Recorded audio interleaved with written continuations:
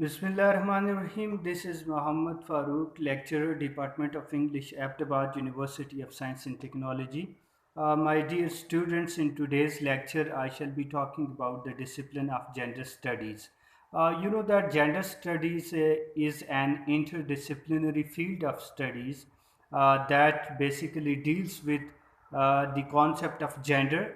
It talks about the issues between men and women, and it discusses that how men and women they are presented differently, particularly in the field of literature, and more importantly that how men and women they are assigned different roles in society, in home, in public places, in professions, and so on and so forth. So, regarding the discussion of gender, this thing is to be kept in mind that the concept of gender is basically, that socially constructed phenomena. Although you know that there are certain nature constructs phenomena regarding the concept of man and women, biologically they are different and nobody can refuse this reality, and that in certain other capacities they are different from each other. This is also that admitted and accepted phenomena. It's a universal truth. But on the other hand side, most of the time, most of the times we see that men and women, that let me ask you a question, that do you think that what women in Pakistan are doing, uh, all over the world women they do in the same way? Obviously not at all.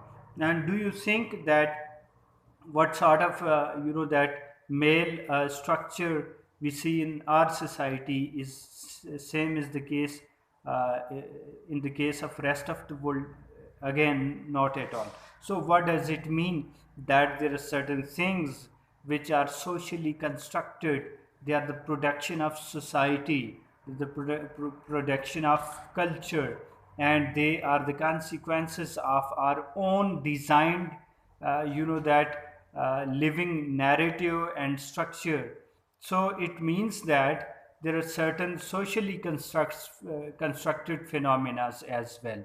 So regarding this discussion of men and women, the discipline of gender studies addresses that what is the concept of gender first of all, and how men and women they are biologically different, and how men and women they are constructed differently by society in order to exercise some power. As we see in our society, most of the time women they are not even given their fundamental rights, such as the share in property, the will of their own will regarding the subject matter of marriage, and similarly the basic right of that health and education. Most of the time, that girls they are that seen as a deprived of all these fundamental rights. So this is what socially constructed thing.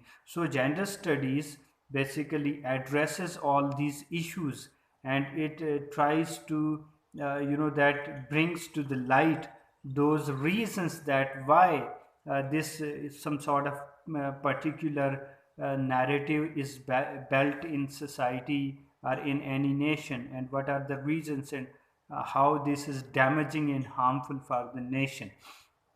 So this discipline of gender studies that also addresses the representation of men and women in the field of literature. As we see that there are certain that writers, when we study their work, we come to know that we see obviously that they that give stereotypical image and stereotypical that role to female characters. And that some of the writers they even give a proactive role to women as well. For example, we see that in the work of that Shakespeare somewhere, in all the tragedies, it is assumed that in all the tragedies of Shakespeare, women, they have been you know that depicted and presented as a stereotypical that females, like they are given often the role of witches, as we see in the play titled Macbeth. So Lady Macbeth, and along with her four witches, there are four characters of witches in the play. And similarly, in the work of that Geoffrey Chaucer, some of the females, they are highly given negative role, like the wife of Bath is given a very much negative role and a loose character. And similarly, the character of Nun is that a very negative character. Similarly, in the work of that John Milton in Paradise Lost, that women is that blamed for the cause of banish out of paradise. And that somewhere it is in these are the lines, this is the line of poem that on account of the first sin created by the mother of mankind. So mother of mankind, obviously Eve is mother of mankind, and she is blamed for the whole story, the whole tragedy. That. And similarly, in Victorian literature, it was that it was a kind of slogan that women for kitchen and men for field. So all these things are that addressed in the discipline of gender studies, that how even the writers, they that have marginalized, misrepresented, segregated that women as a other creature, as a subhuman being, that as a inferior to man, and so on and so forth. So this is what one of the discussions within the discipline of the gender studies. And it, on the other hand side, also that talks about the male patriarchal society, that how male domination exists in the society, exists in the house, exists in the that community, and how women, they are sometimes doubly, they are that twice marginalized. Sometimes they are they have they face triple marginalization. So all these issues that are to be discussed in the discipline of gender studies. When we talk about the discussion of man and women, that throughout the history, men and women, they have been in clash. And perhaps the main point of their clash is to accept, to not to accept their differences. What I think, after that been teaching for 3 years, and this discipline of gender studies, and after being that reading a number of theorists and a number of writers on the subject of gender studies, and regarding my own observation in the society. So this is what I think is that the main point lies that in refusal of acceptance each other's differences. So this is what that that men and women, they are they biologically, they are different, and they are two different sexes. And that they have different that habits, and different mentality, and different psychological pattern, and their that the style of thinking is different from one another. This question of superiority and inferiority, what I believe is a useless concept, that no body can, a man cannot say a woman as inferior, and women cannot claim that being a superior, and a man is inferior to her. This question itself is that a big cause of dispute.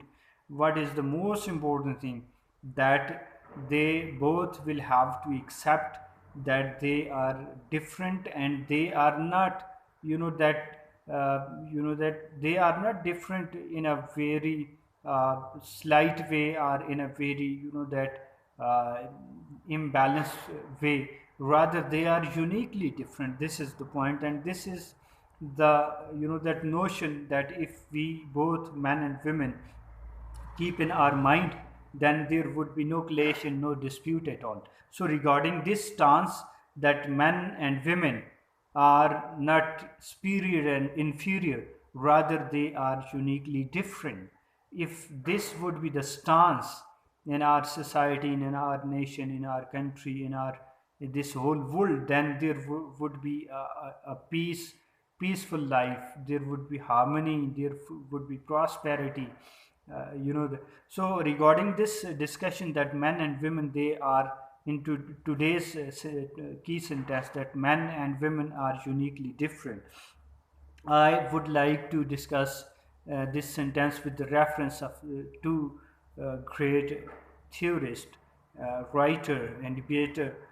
First one is Jordan Peterson, who is a psychologist and who is currently working as a professor in one of the reputed universities of Canada.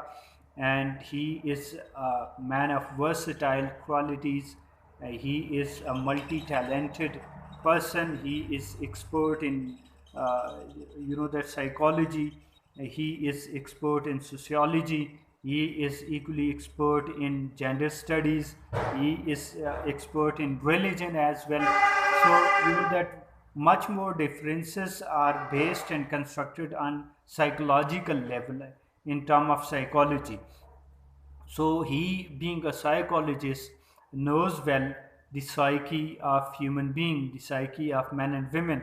And regarding this, the discussion is most famous line or saying is that men and women are not the same and wouldn't be the same, but it doesn't mean that women should be treated unfairly. So this is what the key sentence of his discussion.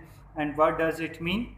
This single sentence, that unveils and exposes and reveals the whole secret of dispute between men and women. What does it mean by this saying? That men and women, they are not, that superior and inferior. They are different, and they are uniquely different, and they are different, and they would be different throughout the history. They were different, they are different, and they would be different. But it doesn't mean that women should be treated fairly. The second clause of the sentence is focusing on the marginalization of women. That often we see that women, they are marginalized, that they are ruled upon and they are dictated to. So they are not inferior. They are so they are different. How they are different? Regarding these differences, he does not talk, that uselessly. Rather, he talks in a very logical way, in a very convincing way, and that way is that he talks with the reference of human psychology. He, that touches upon five big traits of human personality, and those five big